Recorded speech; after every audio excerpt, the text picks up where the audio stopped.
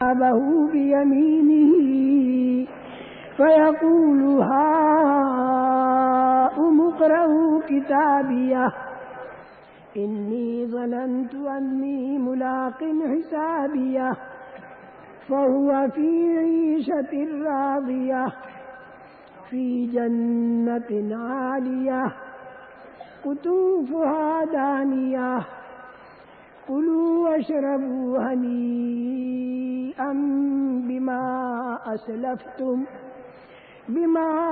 أسلفتم في الأيام الخالية وأما من أوتي كتابه بشماله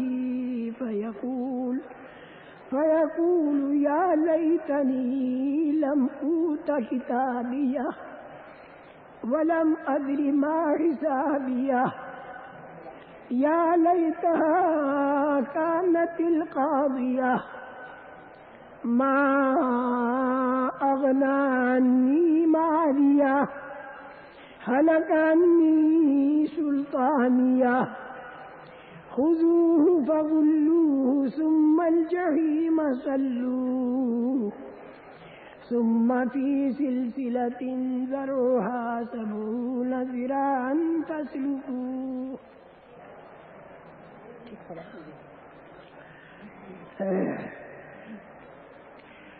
میرے محترم دوستوں اور بزرگوں، دنیا کے اندر زندگی بسر کرنے کے دو راستے ہیں. ایک راستہ اللہ کی مرضی والا، وہ تو ہے ایمان اور اعمال والا راستہ، اور دوسرا راستہ ہے انسان کی اپنی مرضی والا، خود غرضی والا، جی چاہی والا، من مانی والا. وہ راستہ چیزوں والا راستہ اور خواہشات والا راستہ ہے جس میں اللہ کی مرضی کو چھوڑ کر آدمی اپنی مرضی پر چلتا ہے. یہ دو راستے ہیں. اس کے اندر بالکل سیدھا راستہ، آسان راستہ، کامیابی تک پہنچانے والا راستہ، پوری دنیا میں امن و امان لانے والا راستہ، پوری دنیا میں سکھ اور چین لانے والا راستہ، آسمانوں سے برکتیں اتروانے والا راستہ، رحمتوں کا اتروانے والا راستہ، زمینوں سے بھی برکتیں نکلوانے والا راستہ، اور آپس کے اندر محبتیں پیدا کرانے والا راستہ، اور مرنے کے بعد قبر میں سہولت پہنچانے والا راستہ، اور ہمیشہ ہمیشہ کی جنت میں داخل کرنے والا جو راستہ ہے وہ راستہ ہے جو اللہ کی مرضی والا راستہ ہے، جس پر چل کر اللہ راضی ہو جائے. اور دوسرا راستہ جو انسان کی اپنی مرضی والا اور جی چاہی والا راستہ ہے، جس کے اندر اس کا ذہن صرف چیزوں کا حاصل کرنا اور اپنی جی چاہی کا پورا کرنا. یہ راستہ شروع میں ظاہر کے اندر بہت اچھا اور مزیدار معلوم ہوتا ہے، لیکن انجام کے اندر اس راستے پر دنیا کے اندر بھی پریشانیاں ہیں، آپس کی عداوتیں ہیں، دلوں کے اندر دل جو ہے وہ تنگ ہو جاتا ہے، پریشان ہو جاتا ہے، برکتیں اڑ جاتی ہیں، آپس میں لڑائیاں ہوتی ہیں، اور ہر ایک کی جان، مال اور آبرو خطرے میں پڑ جاتی ہے، چاہے وہ پبلک والے آدمی ہوں، چاہے وہ عہدیدار ہوں، ترقی یافتہ ملکوں کے آدمی ہوں، غیر ترقی یافتہ ملکوں کے آدمی ہوں، سب پریشان ہوتے ہیں اس دوسرے راستے میں، جس کے اندر آدمی اپنی مرضی پر چلتا ہے اور اللہ کی مرضی کو چھوڑتا ہے اور جی چاہی پر چلتا ہے، اور ذہن میں اس کے صرف یہ ہوتا ہے کہ میرے پاس جتنا ملک اور مال ہوگا اور چیزیں ہوں گی اتنی میری زندگی بنے گی. یہ راستہ پریشانی والا راستہ اور موت کے بعد ان پریشانیوں کو بڑھا دینے والا راستہ. قبر کی زندگی بہت بگڑ جاتی ہے، پریشانی آتی ہے، پھر اس کے بعد قیامت کے دن اور زیادہ پریشانی بڑھتی ہے، اور پھر یہ راستہ انسان کو اللہ تعالیٰ کے قید خانے میں اور جیل خانے میں داخل کرتا ہے، اور وہ قید خانہ اور جیل خانہ جو ہے وہ جہنم کا ہے، اس کے اندر راحت اور آرام کا کوئی سامان نہیں۔ جہنم کے اندر تکلیف، پریشانی اور ذلت ہے، جہنم کے اندر بھوک ہے، اس کے دور کرنے والا کھانا نہیں، اور جنت کے اندر کھانا ہے، اس کے ختم کرنے والی بھوک نہیں۔ وہاں پر کھانا ختم نہیں ہوگا، دنیا کے اندر کھانا بھی ہے اور بھوک بھی ہے۔ پیٹ میں بھوک، گھر پر جا کر دیگچی میں کھانا، بھوک نے تو کھانے کو ختم کیا اور کھانے نے بھوک کو ختم کیا۔ تو دنیا کا نظام ہے فنا کا، ختم ہونے کا، لیکن آخرت کا جو نظام ہے وہ ہے بقا کا، یعنی باقی رہنے کا۔ وہاں ایک بات ہوگی، دو باتیں نہیں، یا راحت یا تکلیف۔ دنیا کے اندر دونوں باتیں ہیں، راحت بھی ہے، تکلیف بھی ہے، بھوک بھی ہے، پیاس بھی ہے۔ بھوک بھی ہے، کھانا بھی ہے، پیاس بھی ہے اور پانی بھی ہے۔ پیاس آئی، مٹکوں کا پانی ختم کیا، اور مٹکوں کے پانی نے پیاس کو ختم کیا۔ رات کا اندھیرا آیا، دن کا اجالا ختم، دن کا اجالا آیا، رات کا اندھیرا ختم۔ گرمی کا موسم آیا، سردی ختم، سردی کا موسم آیا، گرمی ختم۔ تکلیف آئی تو راحت ختم، راحت آئی تو تکلیف ختم۔ تو دنیا میں دونوں چیزیں ساتھ چلیں گی، کتنا ہی بھلا آدمی ہو، کتنا ہی برا آدمی ہو، ہر ایک پر تکلیف بھی آتی ہے اور ہر ایک پر راحت بھی آتی ہے۔ کوئی آدمی دنیا میں ایسا نہیں ہوا کہ جس کے لیے زندگی بھر راحت ہی رہی ہو، کوئی ایسا بھی نہیں ہوا کہ جس پر زندگی بھر تکلیف ہی رہی ہو۔ ہر ایک پر راحت اور تکلیف دونوں چیزیں آتی ہیں، بھوک اور کھانا، پیاس اور پانی۔ لیکن موت کے بعد پھر ایک چیز مقرر ہو جائے گی، یا راحت یا تکلیف۔ اگر تکلیف مقرر ہو گئی اس کے لیے موت کے بعد، تو پھر وہ تکلیف بڑھتی رہے گی، اور اگر بغیر ایمان کے دنیا سے گیا تو پھر وہ تکلیف ہمیشہ کے لیے رہے گی۔ اور اگر موت کے بعد راحت تجویز ہو گئی تو پھر وہ راحت مرنے کے وقت سے شروع ہوگی، فرشتوں کا استقبال ہوگا، خوشخبریاں ہوں گی۔ قبر کے اندر 3 سوالوں کا جواب آسانی سے وہ دے دے گا، اور قبر کے اندر جنت کی کھڑکی کھول دی جائے گی، اسے لٹا دیا جائے گا اور اسے کہہ دیا جائے گا نم کنومت العروس، جیسے دلہن سوتی ہے اس طرح تو سو جا۔ دن میں 2 مرتبہ جنت کی کھڑکی کھول کر، جنت کی کھڑکی تو کھلی ہے لیکن اسے جگا کر، اور 2 مرتبہ دن میں اسے دکھایا جائے گا کہ یہ تیرا ٹھکانہ ہے۔ تو یہ اللہ کا محبوب آدمی اور اللہ کی مرضی پر چلنے والا آدمی یوں کہے گا کہ اے اللہ، قیامت کو تو جلدی سے قائم کر دے، رب اقیم الساعہ، تاکہ میں اس جنت میں داخل ہو جاؤں۔ قیامت تک تو رہے گا یہ، اور قیامت کا جب دن آئے گا تو اس کا حساب کتاب اور قیامت کا دن اتنا مختصر ہوگا کہ جیسے چند رکعت نماز پڑھنے میں وقت گزرتا ہے اتنا وقت گزرا، اور اس کے بعد اسے جنت کے اندر داخل کر دیا گیا۔ جنت میں داخل ہوا تو پھر وہاں پر کسی قسم کی کوئی تکلیف ہے ہی نہیں، باغات، نہریں، مکانات، بیویاں، بڑھیا کپڑے، گھومنا پھرنا، کھانا پینا، اللہ تعالیٰ کی زیارت کرنا، اللہ تعالیٰ کا دیدار کرنا، اللہ تعالیٰ سے ہم کلامی کا نصیب ہونا، اور جنت نہ کبھی ختم ہو نہ جنتی ختم ہو، کروڑ سال کے بعد بھی بالکل آخری منزل ہے وہ۔ لیکن یہ سارا جو میں نے بتایا کس کے لیے؟ جو اللہ کی مرضی پر چلے۔ اللہ کی مرضی پر چلنے میں ایک مجاہدہ ہے، ایک مجاہدہ ہے، اس مجاہدے کے لیے آدمی تیار ہو جائے۔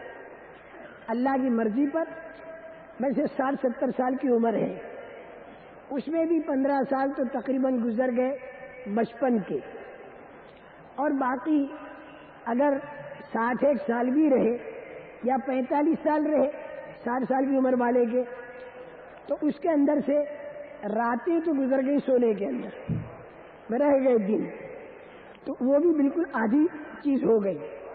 اتنی دیر تک اللہ کی مرضی پر رہنا، اللہ کی مرضی پر رہنے میں صرف ایک مجاہدہ ہے، ایک مجاہدہ، ایک تکلیف اٹھانا۔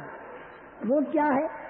اپنی مرضی کا چھوڑنا، بس اتنا آدمی برداشت کر دے۔ اللہ کی مرضی کو پورا کرنے کے لیے اپنی مرضی کو چھوڑ دے۔ اپنی مرضی کو جب چھوڑے گا، اللہ کی مرضی پوری ہوگی، تو اس کا نام ہے مجاہدہ۔ اور اس مجاہدے پر پھر اللہ تعالیٰ دروازے کھولتے ہیں آئندہ کے، ہدایت کے۔ اچھا، جب اس مجاہدے کو برداشت کرتا ہے آدمی، تو اس کے اندر اللہ کی مدد چھپی ہوئی ہے۔ وہ چھپی ہوئی مدد اس کے سامنے آتی ہے۔ تو مدد جب اللہ کی طرف سے آئی تو اس کو تسلی ہو گئی، اور پھر دوسرا دور پھر مجاہدے کا آیا، کیونکہ زندگی بھر اسے اللہ کی مرضی کو پورا کرنا ہے۔ مالدار اگر ہے تو اللہ کی مرضی کیا، یہ تحقیق کرے۔ غریب اگر ہے تو اللہ کی مرضی کیا۔ اگر بیوی کا شوہر ہے تو اللہ کی مرضی بیوی کے بارے میں کیا، اور بیوی کے لیے اللہ کی مرضی شوہر کے بارے میں کیا، ماں باپ کے بارے میں کیا، اولاد کے بارے میں کیا، پڑوسیوں کے بارے میں اللہ کی مرضی کیا ہے، اور اپنے شہر کے رہنے والوں کے ساتھ اللہ کس بات سے راضی ہوگا۔ بس اس کو آدمی ٹھان لے اور اپنی مرضی کو قربان کر دے، تو پھر اللہ تعالیٰ یہ بتاتے ہیں کہ تو جب میرے کو راضی کرے گا تو میں بھی تیرے کو راضی کروں گا۔ تو میرے کو راضی کرے گا، اپنی مرضی کو تو بو دے گا، تو میں تیری مرضی کو اگا دوں گا۔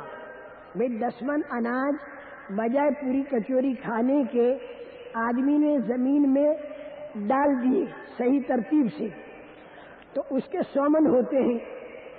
10 من کے زمین میں جانے کا کوئی غم نہیں، گرمی سردی بارش کی تکلیفوں کا کوئی غم نہیں، کیوں کہ 10 من کا 100 من ملنے والا ہے۔ اسی طرح 20 سال کالج میں لگانے کا کوئی غم نہیں، تکلیفیں اٹھانے کا کوئی غم نہیں، کیوں کہ اس کے بعد ڈگری ملنے والی ہے۔ تو زندگی بھر کی بے روزگاری سے میں بچوں گا اور زندگی بھر میں مزے میں رہوں گا۔ تو آئندہ راحت کو حاصل کرنے اور تکلیف سے بچنے کے لیے آدمی کا مزاج یہ ہے کہ موجودہ زمانے کی راحت کو قربان کرتا ہے اور موجودہ زمانے کی تکلیف کو برداشت کرتا ہے، تاکہ اس سے بڑی راحت میں لے لوں اور اس سے بڑی تکلیف سے میں بچ جاؤں۔ اس میں پوری دنیا کا اتفاق ہے، لیکن دنیا کی حد تک۔ اب جو بات آپ حضرات سے بتائی جا رہی ہے وہ یہ ہے کہ دنیا تو ہونے والی ہے ختم، چاہے راحت سے گزرے چاہے تکلیف سے گزرے، اور موت کے بعد جو زندگی آئے گی اس کا کہیں خاتمہ ہی نہیں، ہمیشہ باقی رہے گی۔ تو اللہ کی مرضی پر چلنے والا آدمی اللہ تعالیٰ اس کو راضی کریں گے، رضی اللہ عنہ و رضوا عنہ، اللہ ان سے راضی اور وہ اللہ سے راضی۔ اچھا بھائی، اب اللہ کی مرضی والا راستہ جس میں اپنی مرضی قربان کرنی ہے، وہ راستہ کیا ہے؟ وہ راستہ کیا ہے؟ اللہ کی مرضی والا راستہ کیا ہے جس پر اللہ راضی ہو جائے؟ 2 جملے یاد رکھ لو، ایمان والا راستہ اور اعمال والا راستہ۔ ایمان والا راستہ اور اعمال والا راستہ، دل کے اندر کا ایمان اور یقین مضبوط ہو ایک، اور دوسرے اعمال اچھے ہو، یہ 2 باتیں۔ اعمال اگر اچھے بنانے ہیں تو اس وقت تک نہیں بن سکتے جب تک کہ اللہ کے حکموں کے مطابق نہ ہو اور رسول اکرم صلی اللہ علیہ وسلم کے طریقے کے مطابق نہ ہو۔ اگر کھانا یہ بھی اللہ کے حکم کے مطابق ہو اور حضور اکرم صلی اللہ علیہ وسلم کے طریقے کے مطابق ہو تو یہ کھانا جو ہے یہ بھی ایک اچھا عمل بن گیا اور اس کی قیمت اللہ دے گا قیامت کے دن۔ اسی طرح کاروبار کرنا، شادی کرنا، جیسے نماز پڑھنا اچھا عمل بنتا ہے، روزہ رکھنا اچھا عمل بنتا ہے، دعوت کے کام کے لیے نکلنا یہ اچھا عمل بنتا ہے، اسی طرح استنجا کرنا، شادی کرنا، مکان بنانا یہ بھی اچھا عمل بنے گا، لیکن کب بنے گا؟ جب اللہ کے حکموں کے مطابق ہو اور حضور اکرم صلی اللہ علیہ وسلم کے طریقے کے مطابق ہو۔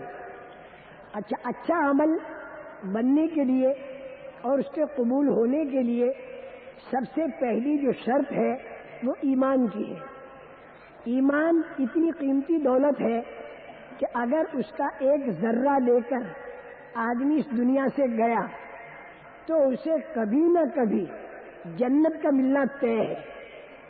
ایک ذرہ ایمان کا مرنے کے وقت میں اگر اس کے دل میں ہے، ایک ذرہ، یہ کلمہ جو ہے لا الہ الا اللہ محمد رسول اللہ صلی اللہ علیہ وسلم، اس کا یقین، ایمان کا ایک ذرہ مرنے کے وقت میں اگر دل میں ہے تو یہ آدمی کبھی نہ کبھی جنت میں جائے گا۔ اگر اس نے گناہ کے کام کیے ہیں تو یا تو ان گناہوں کی سزا بھگت کر پھر جنت میں جائے گا، اور یا اگر اللہ کا معاملہ فضل کا ہو جائے اور اللہ اسے سزا نہ دے اور یوں ہی اسے جنت میں داخل کر دے تو اللہ قادر مطلق ہے۔ اگر اللہ عدل پر آ گئے تو گناہوں کی سزا دے کر پھر جنت میں داخل کریں گے، اور اگر اللہ نے فضل کا معاملہ کیا تو یہ بھی ہو سکتا ہے کسی کی شفاعت پر اللہ معاف کر کے جنت دے دے، یا اپنے فضل سے اللہ تعالیٰ جنت دے دے۔ باہر کے جنت میں جانا اس آدمی کا بالکل طے ہے کہ جس کا مرنے کے وقت میں ایمان کا ایک ذرہ بھی باقی ہو تو جنت کا ملنا طے، یہ اللہ کا وعدہ۔ ایمان اتنی قیمتی دولت ہے، لیکن مرنے کے وقت میں ایمان باقی رہے وہ کیسے ہوگا؟ وہ اس طرح ہوگا کہ زندگی بھر آدمی ایمان کی محنت کرتا رہے اور نیک عملوں کی محنت کرتا رہے تو یہ ایمان محفوظ رہے گا، اور اللہ سے امید ہے اس بات کی کہ مرنے کے وقت میں یہ ایمان باقی رہے گا۔ قرآن پاک میں اگر آپ دیکھو گے تو اللہ پاک نے اعمال پر جتنے وعدے کیے وہ ایمان کی شرط پر کیے۔ نماز پر اللہ کا وعدہ کامیابی کا، اسی طرح ذکر پر اللہ کا وعدہ اطمینان کا، روزے پر اللہ تعالیٰ نے فرمایا تقویٰ ملے گا، اور تقویٰ اگر آ گیا تو اللہ کا وعدہ یہ ہے کہ روزی ایسی جگہ سے ملے گی جہاں سے وہم و گمان نہ ہو، اور اللہ تعالیٰ راستہ آسان کر دے گا، اور اللہ تعالیٰ دشواریوں کو ختم کر دے گا، اور اللہ تعالیٰ برکتیں دے گا۔ تقوی پر اللہ کا وعدہ برکتوں کا ہے، اسی طریقے سے تقوی پر اللہ کا وعدہ مدد کا ہے۔ یہ جتنے بھی وعدے اعمال پر اللہ تعالیٰ نے بتائے یا رسول پاک صلی اللہ علیہ وسلم نے بتائے، یہ سارے کے سارے ایمان کی شرط کے ساتھ ہیں۔ اگر ایمان ہے تو اعمال میں طاقت، اور اگر ایمان نہیں تو پھر اعمال کی کوئی قیمت قیامت کے دن ملے، ان اعمال کی کوئی قیمت نہیں بنے گی اگر ایمان نہیں۔ ایمان پر اللہ نے وعدے کیے ہیں، اور اللہ جو ہیں یہ وعدہ خلافی نہیں کرتے، اللہ وعدہ خلافی نہیں کرتے۔ ان اللہ لا یخلف المیعاد ومن اصدق من اللہ قیلا ومن اصدق من اللہ حدیثا۔ اللہ سے زیادہ سچ بولنے والا کوئی نہیں، اللہ سے زیادہ سچی بات کرنے والا کوئی نہیں۔ اللہ پاک وعدہ خلافی نہیں کرتے۔ اللہ پاک بڑے قادر مطلق ہیں، اللہ بڑے طاقت والے ہیں، اللہ بڑے خزانوں والے ہیں، ان کے خزانے بے شمار، ان کی طاقت بے شمار۔ جتنے وعدے اللہ تعالیٰ کرتے ہیں یہ سارے وعدے اللہ اپنی طاقت سے پورے کریں گے اور اپنے خزانوں سے پورا کریں گے۔ ایمان پر ان کا وعدہ ہے، لیکن ان کا وعدہ بتانے سے پہلے یہ عرض کر دیا جائے کہ اللہ کیسے طاقت والے؟ اللہ ایسے طاقت والے کہ زمین، آسمان، چاند اور سورج بنایا اور کسی کا سہارا نہیں لیا، ایک ہاتھ کسی سے نہیں لگوایا اور اکیلوں نے بنایا۔ اسی طرح اللہ تعالیٰ اپنی قدرت کو استعمال کرنے میں مصلحت اور حکمت کے طور پر انسان سے بھی محنت کراتے ہیں چیزوں کے اوپر، اور پھر اپنی قدرت سے اس کا نتیجہ نکالتے ہیں. کرتے اللہ ہے. میاں بیوی کا ملنا ایک سبب کا درجہ، اندر بچے کا بنانا یہ کام اللہ کا. روزانہ تقریباً 2,16,000 بچے دنیا کے اندر پیدا ہوتے ہیں. اللہ ایسے قادر مطلق ہے کہ ایک وقت میں ان سارے بچوں کو ان کی ماؤں کے پیٹوں میں ایک ہی وقت کے اندر بناتے ہیں. قادر مطلق ہے. کروڑوں مادہ جانوروں کے پیٹ میں اللہ بیک وقت بچے بناتے ہیں. کروڑوں بیجوں اور گٹھلیوں کے اندر اللہ بیک وقت پودے اگاتے ہیں، اسے بھی درخت بناتے ہیں اور اس میں پھل فروٹ اور ترکاریاں جو کچھ بھی انہیں لگانا ہو وہ لگاتے ہیں. ایسے قادر مطلق اللہ دنیا کے اندر بھی پھیلی ہوئی ساری چیزیں اللہ نے اپنی قدرت سے بنائیں اور بنا ڈالنے کے بعد پھر یہ چیزیں اللہ کے قابو سے باہر نہیں نکلیں بلکہ اللہ ہی کے قابو میں ہیں. ان چیزوں سے اگر زندگیوں کے بنانے کا فیصلہ اللہ نے کیا تو زندگیاں بن جائیں گی، اور اگر ان چیزوں سے اللہ نے زندگیوں کو اجاڑنے کا فیصلہ کیا تو زندگی اجڑ جائے گی. چیزیں ظاہر میں زندگی اجاڑنے والی ہو لیکن اللہ کا فیصلہ زندگی بنانے کا ہوا تو اجاڑنے والی چیزوں سے زندگی بنے گی. آگ میں ڈالے گئے ابراہیم علیہ السلام، آگ اجاڑنے والی چیز ہے لیکن ابراہیم علیہ السلام کی بن گئی. گلے پر چھری چلی اسماعیل علیہ السلام کے لیکن ان کی زندگی بھی بن گئی. اسی طرح جہاں پر زندگی کا بننا دکھائی دیتا ہے وہاں اگر اللہ زندگی اجاڑنے پر آئے تو زندگی اجڑ جائے گی. جیسے قارون، فرعون، حامان، ملک مال کا نقشہ زندگی کا بننا اس میں دکھائی دیتا ہے لیکن اللہ نے اجاڑنے کا فیصلہ کیا تو ملک مال زندگی بنا نہیں سکا، کیونکہ خدا کے فیصلے کا مقابلہ دنیا کی کوئی طاقت نہیں کر سکتی جب خدا زندگی کے بنانے یا بگاڑنے کا فیصلہ کرے. لیکن خدا کے ہاں سے زندگیوں کے بنانے کا فیصلہ اور بگاڑنے کا فیصلہ اندھادھند نہیں ہوتا. زندگیوں کے بنانے کا فیصلہ اللہ اس وقت کرتے ہیں جب آدمی کے اندر ایمان اور اعمال ہو، اور زندگیوں کو اجاڑنے کا فیصلہ اللہ اس وقت کرتے ہیں جب آدمیوں کے اندر ایمان بھی نہ ہو اور اعمال بھی خراب ہو، تو پھر اللہ زندگیوں کے اجاڑنے کا فیصلہ کرتے ہیں. لیکن ایک بات یہ ذہن میں رہے کہ ایمان اور اعمال والوں کی زندگیاں جو اللہ بناتے ہیں لیکن شروع کے اندر انہیں مجاہدہ کرنا پڑتا ہے، اور وہ مجاہدہ کیا ہوتا ہے؟ اللہ کی مرضی کو پورا کرنے کے لیے اپنی مرضی کو قربان کرنا. یہ مجاہدہ کرنے کے بعد پھر اللہ پاک کی مدد آتی ہے اور زندگی بنتی ہے. جو ایمان والے نہیں، جو اعمال والے نہیں، تو اللہ پاک ان کی زندگی ایک دم سے نہیں اجاڑتے، بالکل ایک دم سے نہیں اجاڑتے، بلکہ انہیں موت تک کا موقع دے دیتے ہیں. اگر غلط آدمیوں کی زندگی اللہ ایک دم سے اجاڑنے پر آ جائے تو دنیا میں کوئی زندہ باقی نہیں رہ سکتا. اکثر و بیشتر غلطی ہو ہی جاتی ہے، لیکن اللہ ایسا نہیں کرتے. کتنا ہی آدمی غلط کام کرے اور کتنا ہی آدمی خراب کام کرے لیکن اللہ اس کی زندگی کو ایک دم سے نہیں اجاڑتے بلکہ اسے بہت موقع دیتے ہیں، موت تک موقع دیتے ہیں، اور سیدھے راستے پر لانے کی ترتیبیں اللہ پاک قائم کرتے ہیں. اس پر تکلیفیں لاتے ہیں تاکہ گڑ گڑا کر اللہ کی طرف متوجہ ہو جائے، یا اس کے اوپر راحتیں لاتے ہیں تاکہ شکر کے طور پر اللہ کی طرف متوجہ ہو جائے. اس کے پاس سمجھانے والے اللہ بھیج دیتے ہیں. جب تک نبیوں کا زمانہ تھا تو انبیاء کرام علیہ الصلوۃ والسلام تکلیفیں اٹھا اٹھا کر ان غلط چلنے والوں کو سمجھاتے تھے. نبیوں کا آنا بند ہوا، رسول پاک صلی اللہ علیہ وسلم آخری نبی آئے اور آپ کے بعد کوئی نبی قیامت تک آئے گا نہیں. تب پوری دنیا کے اندر صحیح بات کا سمجھانا اور پہنچانا یہ کون کرے گا؟ اس کے لیے رسول پاک صلی اللہ علیہ وسلم نے 1,00,000 کا مجمع صحابہ کا یہ تیار کیا اور اس کو ایک نمونہ بنایا.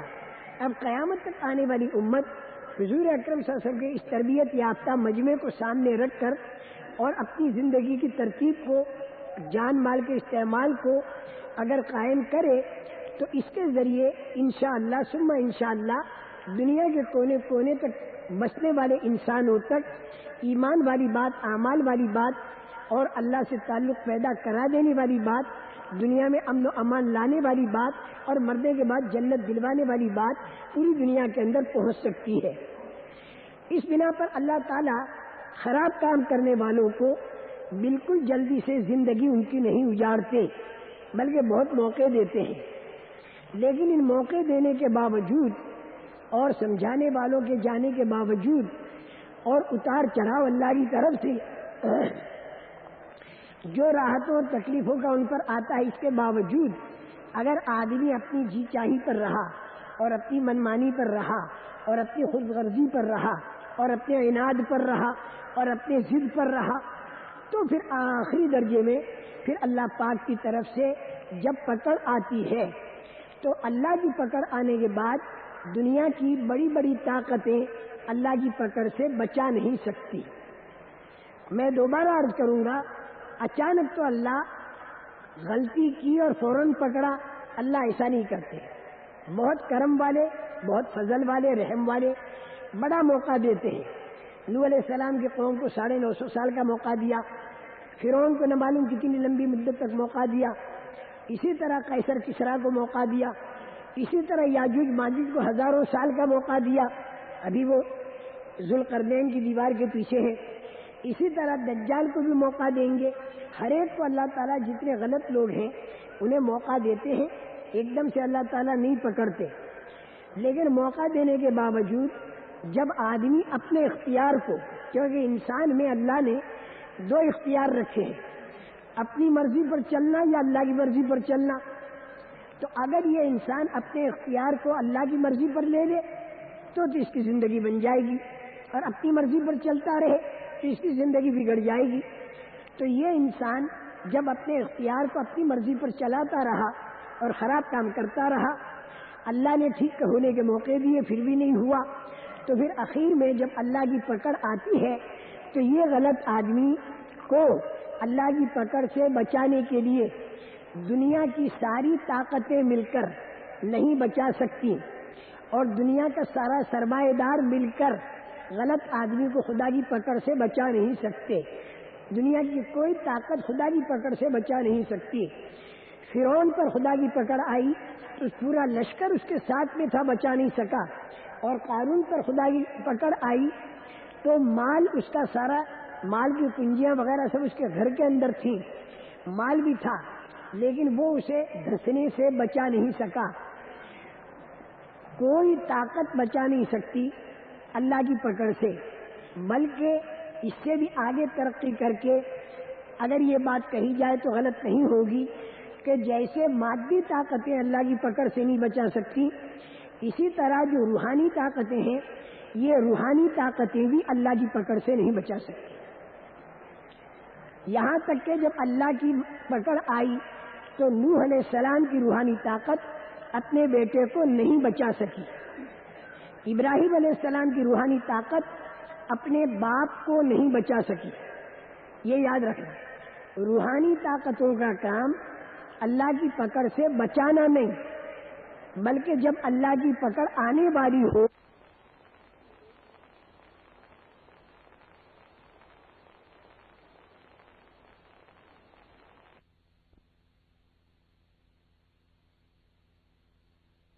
سال تک سمجھایا، لیکن جب پکڑ آئی تو پھر قوم کو تو کیا بچاتے، خود اپنے بیٹے کو بھی نہیں بچا سکے۔ تو یہ بات ذہن میں بیٹھ جائے کہ اللہ کی پکڑ آنے سے پہلے پہلے سمجھانا یہ کام ہے روحانی طاقتوں کا۔ اور یہ بات جماعتوں کی جو نقل و حرکت ہے یہ بھی پوری دنیا کو اللہ کی پکڑ سے بچانے کے لیے، پوری دنیا اللہ کی پکڑ سے بچ جائے۔ نوح علیہ السلام کی 950 سال کی محنت اپنی قوم کا بیڑا غرق کرانے کے لیے نہیں تھی، بلکہ اپنی قوم کا بیڑا پار کرانے کے لیے تھی 950 سال کی محنت۔ لیکن قوم کا بیڑا غرق کیوں ہوا؟ اس لیے کہ انہوں نے بات نہیں مانی۔ نوح علیہ السلام کی نیت تو قوم کا بیڑا پار کرانے کی تھی، وہ تو بہت درد اور غم کے ساتھ قوم کو دن رات سمجھاتے رہتے تھے۔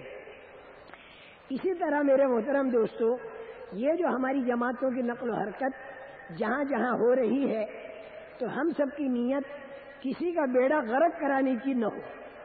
ہم سب کی نیت کیا ہو؟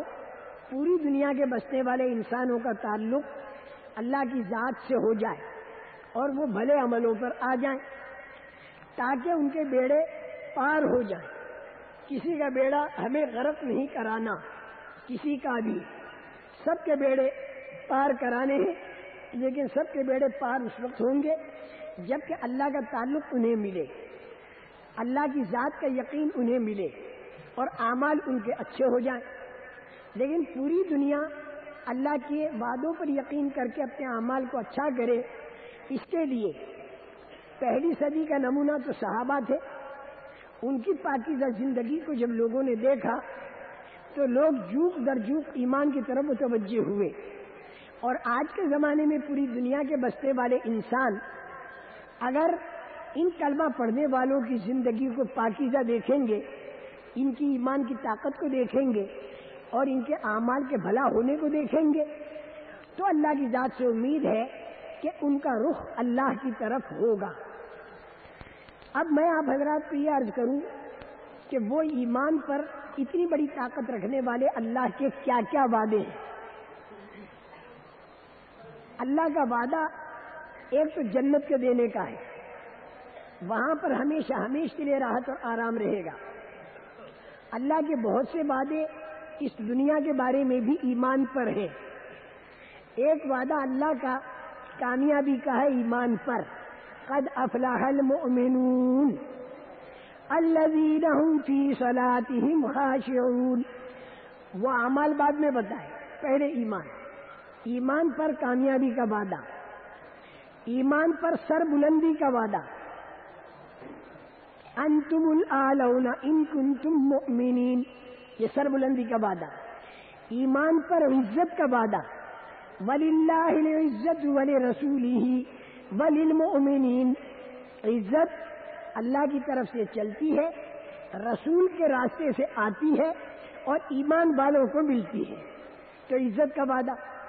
ایک وعدہ اللہ کا مدد کا ہے ایمان والوں کے لیے، انا لننصر رسلنا والذین آمنوا فی الحیات الدنیا ویوم یقوم الاشہاد، ہم اپنے رسولوں کی مدد کرتے ہیں اور ہم ایمان والوں کی مدد کرتے ہیں۔ جہاں رسولوں کی مدد کا وعدہ کیا، ایمان والوں کی مدد کا وعدہ کیا اور دنیا میں کیا، فی الحیات الدنیا ویوم یقوم الاشہاد، اور قیامت کے دن کا بھی وعدہ۔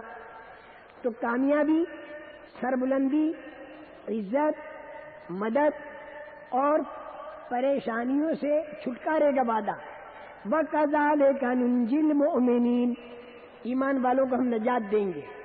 اسی طرح اگر کوئی بلا آئی اس کو دفع کرنا، اس کا بھی اللہ کا وعدہ ہے، إِنَّ اللَّهَ يُدَافِعُ عَنِ الَّذِينَ آمَنُوا، اللہ کا ایک وعدہ بہت بڑا فضل ہو جائے، یہ بھی وعدہ اللہ کا ایمان کے ساتھ ہے، وَبَشِّرِ الْمُؤْمِنِينَ بِأَنَّ لَهُم مِّنَ اللَّهِ فَضْلًا كَبِيرًا، اللہ کے بہت بڑے فضل کا وعدہ۔ اسی طرح اللہ کا یہ وعدہ کہ اللہ کی طاقت ایمان والوں کے ساتھ ہو جاتی ہے، وَأَنَّ اللَّهَ مَعَ الْمُؤْمِنِينَ، یہ سارے وعدے اللہ کے ایمان پر ہیں، اور جب ایمان طاقت والا ہوگا تو انشاءاللہ اعمال بھی اچھے بنتے چلے جائیں گے۔ یہ ایمان اور اعمال اگر کمزور لوگوں میں بھی ہو یا طاقتور لوگوں میں بھی ہو یا غریبوں میں ہو یا مالدار میں ہو، ایمان و اعمال، تو اللہ راضی ہو کر ایک کام تو یہ کریں گے کہ ان کی طاقت حمایت میں آ جائے گی۔ دوسری بات یہ ہوگی کہ اللہ کے نعمتوں کے جو خزانے ہیں اس سے کنیکشن اور تعلق ہو جانے کے بعد پھر اللہ کی طرف سے برکتوں والا معاملہ ہوگا۔ اللہ کی طاقت کا حمایت میں آنا اور اللہ کے نعمتوں کے خزانے سے تعلق کا ہونا، جب ایمان اور اعمال والی لائن چلے گی تو ایک بات میری آپ سن لیں کہ اپنی جو ظاہری ترتیب ہے اسے ذرا آگے پیچھے کرنا پڑے گا۔ جب ایمان اور اعمال والی لائن پر ہم اور آپ آئیں گے تو اپنی جو ظاہری ترتیب ہے کمانے کی، کھانے کی، گھروں کے رہنے کی، یہ جتنی ظاہری ترتیب ہے یہ ظاہری ترتیب ذرا آگے پیچھے کرنی پڑے گی، کیونکہ اللہ کے حکم کے مقابلے میں ہماری ظاہری ترتیب کی ہم پرواہ نہیں کریں گے۔ اللہ کے حکم کے مقابلے میں یہ ذرا کرنا پڑے گا، لیکن یہ ظاہری ترتیب تھوڑی آگے پیچھے ہو گئی تو پھر اللہ تعالیٰ کا غیبی نظام چلے گا، پھر غیبی نظام سے اللہ ضرورتوں کو پورا کرے گا، اور غیبی نظام سے اللہ پریشانیوں کو ختم کرے گا، اور غیبی نظام سے اللہ اپنے دین کو پھیلائے گا اور اس میں ان کام کرنے والوں کو استعمال کرے گا۔ یہ اللہ کرے گا غیبی طریقے پر۔ دیکھو جو ظاہری ترتیب ہے نا اس میں تو بھائی دیکھو سیدھی صاف بات، اللہ پورے عالم کا رب ہے، تو ظاہری ترتیب میں تو اللہ پاک کی عام طور سے معاملہ سب کے ساتھ عموماً برابر برابر، کتنا ہی خراب آدمی اور کتنا ہی بگڑا ہوا آدمی، خدا نخواستہ اللہ کی شان میں گستاخیاں کرنے والا آدمی، اگر وہ بھی دودھ کے جانور پالے گا تو اللہ اسے دودھ دیں گے، انڈے کے جانور پالے گا تو اللہ انڈے دیں گے، زمینوں پر محنت کرے گا تو اللہ کھیتیاں، پھل فروٹ، ترکاریاں یہ سب دیں گے۔ یہ نہیں کہیں گے کہ تو بگڑا ہوا ہے تو تیری کھیتی میں اناج نہیں ہونے دوں گا۔ ظاہری ترتیب میں تو اللہ تعالیٰ سب کے ساتھ عام طور سے ایک جیسا معاملہ، دیندار آدمی ہل چلائے تو اسے اناج دے دیں گے، بے دین چلائے تو اناج دے دیں گے۔ ظاہری ترتیب کے اندر جو تکلیف پہنچانے والی چیز ہے اس سے دیندار کو بھی تکلیف ہوگی، بے دین کو بھی تکلیف ہوگی۔ اگر پتھر کسی دین والے کو مارا جائے تو بھائی اس پتھر سے اسے بھی تکلیف ہوگی، یہاں تک کہ رسول پاک صلی اللہ علیہ وسلم پر جب طائف میں پتھر مارے گئے تو آپ کے بدن مبارک سے بھی خون نکلا، اور یہی پتھر کسی بے دین کو مارا جائے اس کے بدن میں سے بھی خون نکلے گا۔ تو ظاہری ترتیب راحتوں کی اور تکلیفوں کی یہ تو عام طور سے سب کے لیے برابر برابر ہے، عام طور سے۔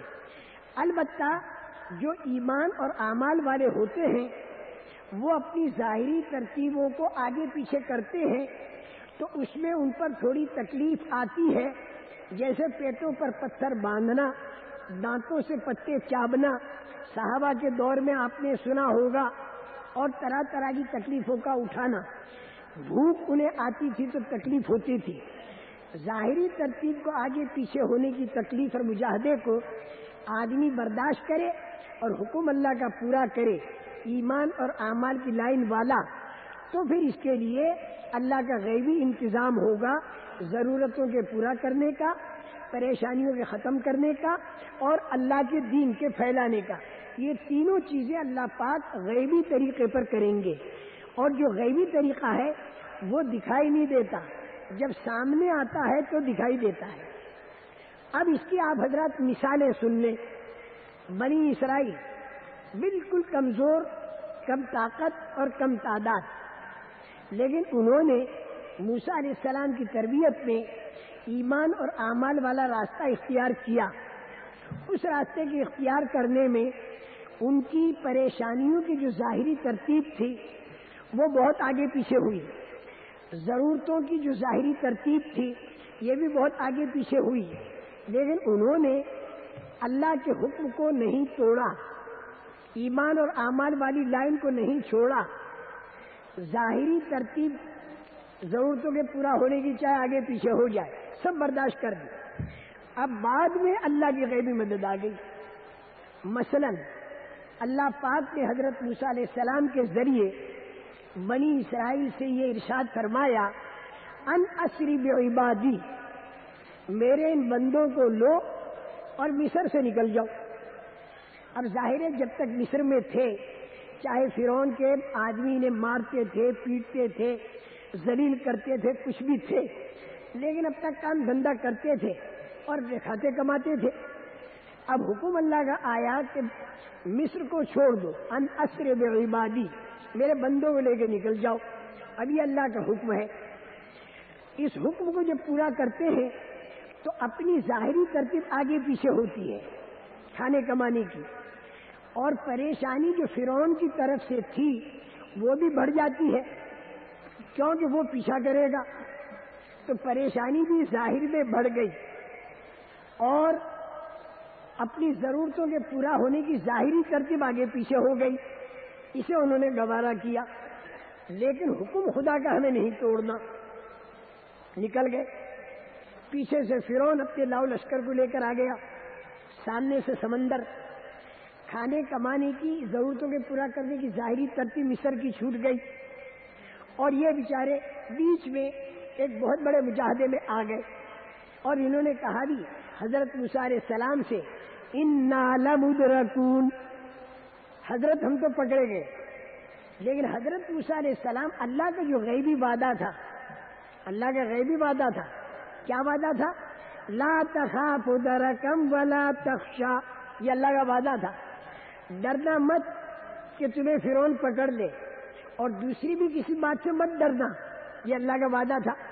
تو اس وعدے پر حضرت موسیٰ علیہ السلام نے جم کر بنی اسرائیل سے کہا، کلا ان معی ربی سیہدین، ہرگز وہ بات نہیں جو تم کہہ رہے، میرے ساتھ میرا اللہ ہے راستہ کرے. ظاہر میں کچھ دکھائی نہیں دیتا، لیکن اللہ پاک نے سمندر کے اندر 12 راستے کر دیے. بنی اسرائیل اس میں سے پار اتر گئے. انہی راستوں کے اندر فرعون آیا اور پانی ملا اور وہ ڈوبا، اور اللہ تعالیٰ نے غیبی طریقے سے بہت بڑی پریشانی جو فرعون حامان کی طرف سے تھی اس سے اللہ نے بچا لیا. یہ غیبی طریقہ ہی ہے. کب؟ جب اللہ کا حکم پورا کرنے کے لیے اپنی ظاہری ترتیب آگے پیچھے کر دی، غیبی طریقے پر اللہ نے ان کو بچا لیا. اچھا، غیبی طریقے پر اللہ نے ان کی ضرورتیں پوری کرنے کے لیے کیا کیا کہ مصر کے اندر فرعون کے جتنے باغات، کھیتیاں، مکانات، بنگلے، وہ سارے کے سارے ان بنی اسرائیل کے حوالے کر. اللہ کے حکم کو پورا کرنے کے لیے اپنی ظاہری ترتیب قربان کی اور حکم کو نہیں توڑا اور مجاہدہ برداشت کیا، تو اللہ کی غیبی مدد آ کر ضرورتوں کے پورا ہونے کا بھی انتظام ہو گیا اور پریشانی بھی ختم ہو گئی غیبی طریقے پر. اور غیبی طریقے پر دین کا پھیلنا بھی اللہ نے دکھا دیا. جو فرعون کے حامی بن کر جادوگر آئے تھے اور انہوں نے موسیٰ علیہ السلام کا جب معجزہ دیکھا تو وہ جادوگروں نے کلمہ پڑھ لیا. ان کو دیکھ کر 6 لاکھ کا مجمع اس نے بھی کلمہ پڑھ لیا. تو غیبی طریقے پر اللہ کا دین بھی پھیلا. فرعون کے مر جانے کے بعد بنی اسرائیل کی نسل کے اندر ہزاروں کی تعداد میں نبی آئے اور ان کے ہاتھوں اللہ کا دین پھیلا. یہ تینوں باتیں اللہ کے غیبی نظام سے ہوئی. ضرورتوں کا پورا ہونا، پریشانیوں کا ختم ہونا اور دین کا پھیلنا، یہ تو ہوا دنیا میں. اور مرنے کے بعد کیا ہوا؟ مرتے ہی جنت کے ساتھ ان کا کنیکشن اور قیامت کے دن کا حساب آسان، اور اس کے بعد ہمیشہ ہمیش کے لیے جنت کی سہولتوں کے ساتھ رہو. ایک کام ہو گیا.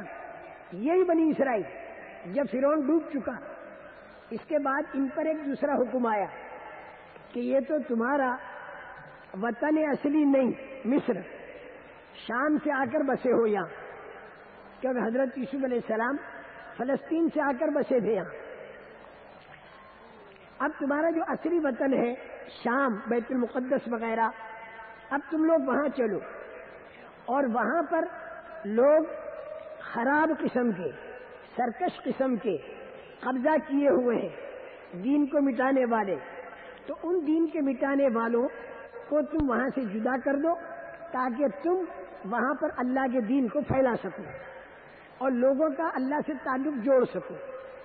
موسیٰ علیہ السلام کی رہبری میں وہ لوگ گئے وہاں پر، لیکن وہاں جانے کے بعد انہوں نے یہ دیکھا کہ بڑے لمبے تڑنگے آدمی وہاں موجود ہیں، بہت بھاری بھرکم قسم کے.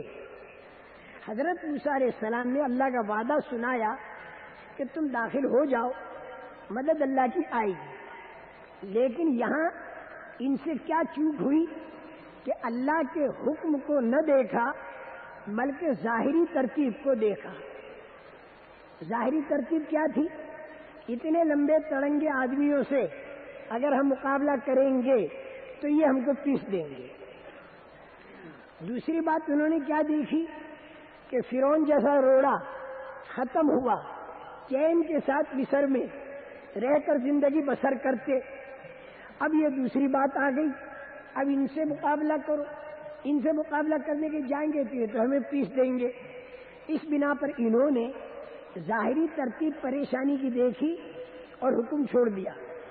ظاہری ترتیب ضرورتوں کے پورا کرنے کی مصر والی دیکھی اور حکم چھوڑ دیا. اور انہوں نے حضرت موسیٰ علیہ السلام سے کہہ دیا اذهب انت وربک فقاتلا انا ہاہنا قاعدون.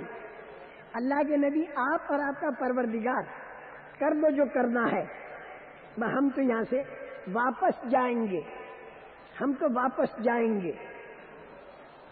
ہمارا جیسے آج کل ہمارا تو واپسی کا ٹکٹ ریزرویشن ہو چکا ہے، ہم تو واپس جائیں گے.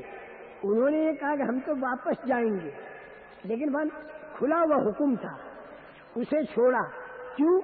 تاکہ ظاہری ترتیب میں فرق نہ آئے. اور دیکھو پہلے کیا تھا، ظاہری ترتیب میں فرق آیا لیکن حکم نہیں چھوڑا تو دیکھیں غیبی مدد آئی تینوں لائن کی. یہاں پر حکم کے مقابلے میں ظاہری ترتیب کو دیکھا اور ظاہری ترتیب کی رعایت میں وہ لوگ پیچھے ہٹ گئے اور حکم چھوڑ دیا. جب حکم اللہ کا چھوٹتا ہے تو پھر میری بات کو یاد رکھو، ظاہری ترتیب میں رہ کر آدمی پریشانیوں کا شکار ہوتا ہے اور ضرورتوں کے پورا ہونے میں خلل آتا ہے اور دین کا پھیلنا بند ہو جاتا ہے. یہ تین نقصان ہوتے ہیں. جب آدمی ظاہری ترتیب کو دیکھ کر اللہ کا حکم چھوڑ دے تو ظاہری ترتیب تو اس نے قائم کی تھی پریشانیوں کے دور کرنے کی، لیکن اللہ کا مقابلہ کیسے کر سکے؟ وہاں سے تو پریشانیاں آئیں. ظاہری ترتیب کو اس نے رعایت کی تھی تاکہ میری ضرورتیں خوب پوری کروں، لیکن اللہ کی طرف سے ضرورتوں کے پورا ہونے میں خلل کر دیا. اسی بنا پر دین کا پھیلنا بھی بند ہو گیا. اب یہ واپس ہو گئے.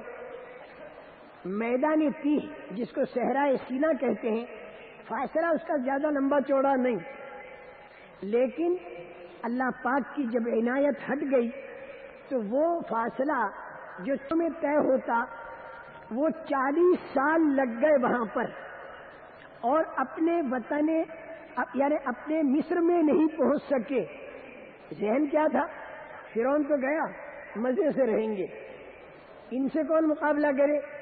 لیکن یہ نہیں دیکھا کہ کرتا دھرتا جو اللہ ہے اس کا حکم چھوٹنے کے بعد اگر اس کا فیصلہ پریشانیوں کا آئے گا تو پورا ملک مصر میں کیسے راحت دے گا؟ 40 سال ہو گئے، 40 سنہ، 40 سال گھومتے رہے، مصر تک نہیں پہنچ سکے. لیکن چونکہ اللہ کے نبی حضرت موسیٰ حضرت ہارون علیہ السلام ان کے ساتھ بغرض تربیت تھے، یہ تو سارے بطور سزا کے تھے اور یہ دونوں نبی بطور ان کی تربیت کے تھے. ان کی وجہ سے اللہ تعالیٰ ان نبیوں کی برکت سے غیبی مدد واپسی میں بھی کی، من اور سلوا دیا، پتھر میں سے 12 چشمے نکلے، یہ سب کچھ ہوا. لیکن مصر لوٹ نہیں سکا. ان میں کے سارے اسی میدان کے اندر ان کی موتیں آئیں، اسی میدان کے اندر ان کے بچے بھی پیدا ہوئے، بچے بڑے بھی ہوئے، پلے بھی، سب کچھ ہوا. لیکن وہ سارا مجمع میدان تیہ کے اندر 40 سال کے اندر مر کے اپنی قبر کے اندر گیا، مصر تک نہیں پہنچ سکا. حضرت موسیٰ علیہ السلام، حضرت ہارون علیہ السلام، ان کی بھی موت کا وقت آیا تو اسی میدان میں وہ بھی اللہ کو پیارے ہو گئے. اور بعد میں حضرت یوشع علیہ السلام، ان کے ہاتھوں ان کی اولاد یہ جو مر گئے بنی اسرائیل، ان کی اولاد جوان ہوئی اور یوشع علیہ السلام کے ساتھ جا کر پھر وہ کام کیا اور وہ ملک فتح ہوا اور وہاں پر دین کی فضائیں قائم ہونے کی اللہ نے ترتیب کی. 40 سال کی تاخیر کیوں ہوئی؟ کہ انہوں نے ظاہری ترتیب کو دیکھا، اللہ کے حکم کو نہیں دیکھا. بات میری سمجھ میں آ رہی نا آپ حضرات کے؟ ہم لوگ ایمان اور اعمال کی لائن کے جو اللہ کے حکم ہیں اس کو دیکھ کر اگر چلے اور اس میں اتنا مجاہدہ ہم لوگوں نے کر لیا کہ ظاہری ترتیب کا آگے پیچھے ہونا اسے ہم نے گوارا کر لیا. تو آج بھی اللہ اسی طاقت کے ساتھ ہے. یہ تینوں کام کریں گے: غیبی طریقے پر ضرورتوں کا پورا ہونا، غیبی طریقے پر پریشانیوں کا دور کرنا، غیبی طریقے پر دین کے پھیلانے میں ہمیں اور تمہیں اللہ اپنے کرم سے استعمال کر لے. محتاج نہیں. جماعتوں کے پھرے بغیر وہ دلوں کے رخ کو اللہ کی اپنی طرف پھیر سکتا ہے. وہ قادر مطلق ہے. لیکن چونکہ وہ نوازنا چاہتا ہے اس بنا پر دین کی محنت کراتا ہے اور پھر دلوں کو پھیرتا ہے تاکہ ان محنت کرنے والوں کو اس کا ثواب ملے اور یہ میرے خزانوں سے نوازے جائیں. جو ہم لوگوں کو محنت کا مکلف کیا، ایمان اور اعمال کی محنت کا جو اللہ پاک نے ہم کو مکلف کیا، وہ اس لیے نہیں کیا کہ ہماری محنت کے بغیر اللہ کسی کا دل پھیر نہیں سکتا. نہیں، وہ قادر مطلق ہے، وہ پھیر سکتا ہے. لیکن وہ چونکہ ہمیں اپنے خزانوں سے نوازنے کا فیصلہ کیے ہوئے ہے تو نوازنے کے لیے ہم سے محنتیں کراتا ہے. جیسے بدر میں پورا غیبی انتظام اللہ کا سامنے آ چکا تھا. فرشتے اتر چکے تھے، حضرت جبریل اتر چکے تھے. رسول پاک صلی اللہ علیہ وسلم نے یہاں تک بتا دیا تھا کہ ابو جہل یہاں پچھڑے گا، فلاں یہاں پچھڑے گا، فلاں یہاں پچھڑے گا. بالکل پکی بات تھی. جس وقت مکے کے بے ایمانوں نے ایک دم سے ایمان والوں کے اوپر حملہ کر دیا کہ یہ تو ہے بغیر تیاری کے، ہم ہیں پوری تیاری کے ساتھ، ہم ہیں زیادہ تعداد میں، یہ لوگ ہیں کم تعداد میں، تو چلو ایک دم سے ان کو ختم کر دو. اسے پورا حملہ کر دیا. حضرت جبریل جو خدا کی غیبی مدد کے طور پر فرشتہ ہے، وہ آیا ہوا ہے. وہ کان میں کیا کہتا ہے نبی کریم صلی اللہ علیہ وسلم کے کہ آپ ایک مٹھی مٹی یوں ڈال دو. ایک مٹھی مٹی لے کر رسول پاک صلی اللہ علیہ وسلم نے ڈالی. وہ جتنے بے ایمان تھے، 1000 سے کچھ کم تھے، ان کی آنکھوں کے اندر پہنچ گئی. حالانکہ ظاہری ترتیب میں تو نہیں پہنچتی، لیکن اللہ کا غیبی نظام چلا، وہ پہنچ گئی. تو وہ سارے کے سارے مسلتے رہے. کون؟ جو 13-14 سال سے خوب ستا چکے ہیں اور آج بالکل سب ختم کرنے کے لیے آئے ہوئے ہیں. وہ آنکھ مسلتے رہے اور اللہ پاک نے یہ بتا دیا کہ 14-13 سال تک تو تم سے کہا تھا کہ صبر کرو اور ہاتھ روکو، لیکن اب تم کو یہ اجازت دی جاتی ہے کہ اپنا بچاؤ کرو. تو اب انہوں نے اپنے بچاؤ میں ان کا آپریشن کرنا شروع کر دیا. تو 70 تو ختم ہو گئے، 70 پکڑے گئے، باقیوں پر روک پڑا اور وہاں سے چلے گئے. یہ سارا کام ہوا. لیکن یہ کیا کس نے؟ اللہ یوں فرماتے ہیں فَلَمْ تَقْتُلُوهُمْ وَلَكِنَّ اللَّهَ قَتَلَهُمْ وَمَا رَمَيْتَ إِذْ رَمَيْتَ وَلَكِنَّ اللَّهَ رَمَى. سبحان تیری قدرت. یوں فرمایا کہ ان لوگوں کو تم نے ختم نہیں کیا، اللہ نے کیا، کیونکہ ظاہر میں تو بڑی طاقت کے ساتھ وہ تھے. تم نے نہیں کیا، اللہ نے کیا. اور اے میرے پیارے نبی، وہ جو مٹھی مٹی آپ نے پھینکی تھی تو وہ آپ نے نہیں پھینکی تھی، وہ اللہ نے پھینکی تھی. کیونکہ ایک مٹھی مٹی سب کی آنکھوں میں کہاں پہنچتی، وہ تو اللہ نے کیا. اب یہاں سوال یہ پیدا ہوتا ہے کہ جب کرنے والے اللہ ہی ہیں تو پھر ان سے اتنا کیوں کرایا؟ ان سے کرائے بغیر کر دیتے. ان سے جو سارا کام لیا بدر میں، صحابہ سے بھی کام لیا، ہاتھ پیر خوب مارے انہوں نے، رسول پاک صلی اللہ علیہ وسلم نے مٹھی مٹی ڈالی.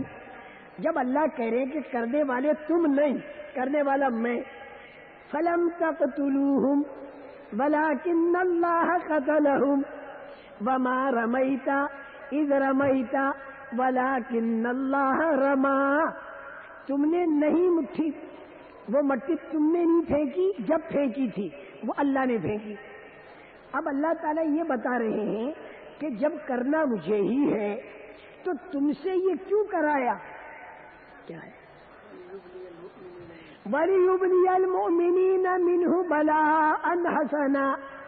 سبحان تیری قدرت۔ اللہ یوں کہتے ہیں کہ تم کو بہت ہی اچھا بدلہ دینا تھا، اس لیے تم سے بھی تھوڑا سا کروا دیا، اگرچہ تمہارے کرنے کے ساتھ کرنے والا میں ہی ہوں، لیکن تمہارے ہاتھ لگائے بغیر اگر میں کر دیتا تو تمہیں کیا ملتا؟ ارے مجھے تو تمہیں نوازنا ہے۔ تو ان جماعتوں کے پھرے بغیر اللہ تعالیٰ قلوب انسانیہ کو ایمان کی طرف پھیر دیتا تو ہم لوگوں کو کیا ملتا؟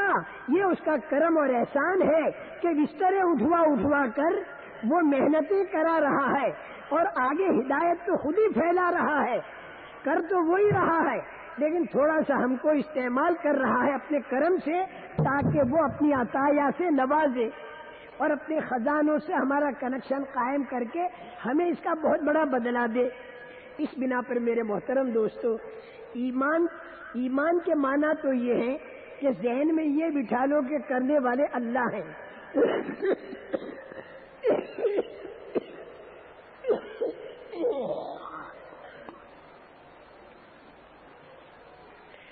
اور اعمال کے معنی یہ ہے کہ کرنے والا تو اللہ ہے، لیکن جتنا ہم کو طاقت دی اس میں ہم سے جو کچھ اللہ نے کہا وہ ہمیں کرنا ہے، یہ تو ہے اعمال۔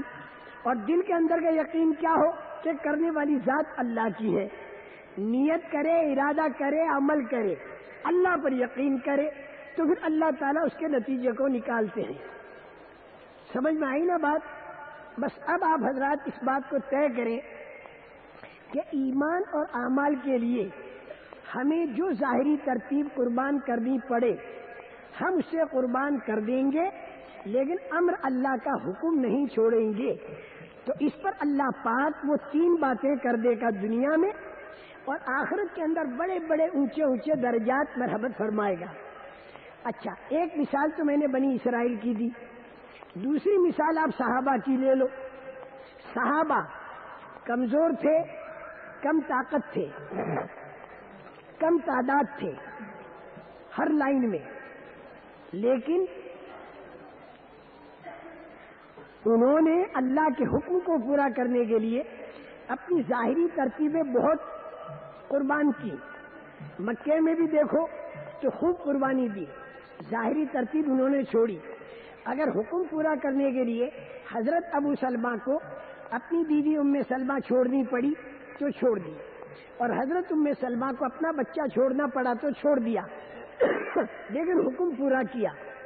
اتنا مجاہدہ پڑا کہ حضرت ام سلمہ مکہ مکرمہ کے باہر آ کر بڑی مدت تک روتی رہیں اپنے شوہر کی جدائی پر اور اپنے بچے کی جدائی پر، لیکن حکم اللہ کا پورا کیا۔